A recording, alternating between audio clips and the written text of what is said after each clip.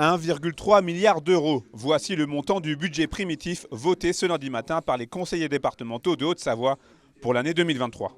Une somme conséquente qui valide la bonne santé financière et budgétaire du département. Je ne me suis jamais caché que mon prédécesseur m'a laissé une situation qui était saine, mais avec aussi la nécessité d'accélérer les investissements.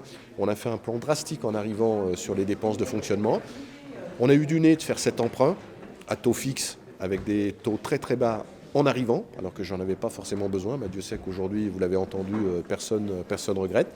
Et puis on fait très attention aux dépenses de fonctionnement. On a pour l'instant des recettes qui se tiennent et on met le paquet en investissement qui vont produire des richesses. Donc a priori, à ce stade, tous les voyants sont au vert. Par rapport à celle de 2022, cette mouture 2023 est en légère hausse. Une augmentation qui peut s'expliquer par le fait que les élus aient eu plus de temps pour préparer ce budget primitif. L'année dernière, c'était de la folie. Élus au 1er juillet, les vacances juillet-août, septembre, toute la remise en route et puis il faut voter un budget dans la foulée.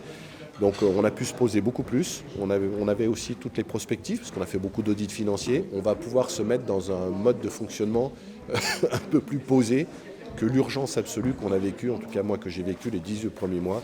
C'est un budget qui est ambitieux, il est dans la continuité du premier budget de la mandature l'année dernière.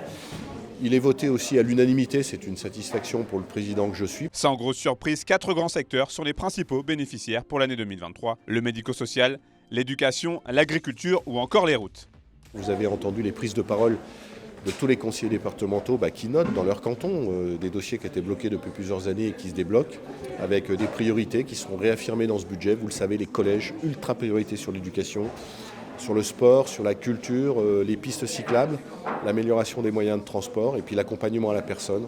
On fait énormément sur les mineurs en danger, ceux qui sont placés sous l'autorité par les magistrats du président du département, mais aussi pour les personnes âgées sur le handicap. Donc à titre personnel, voilà, sans compter l'appui aux pompiers, on fait un geste extraordinaire pour donner aux pompiers les moyens de bosser dans ce département. Donc pour le département et pour le président que je suis.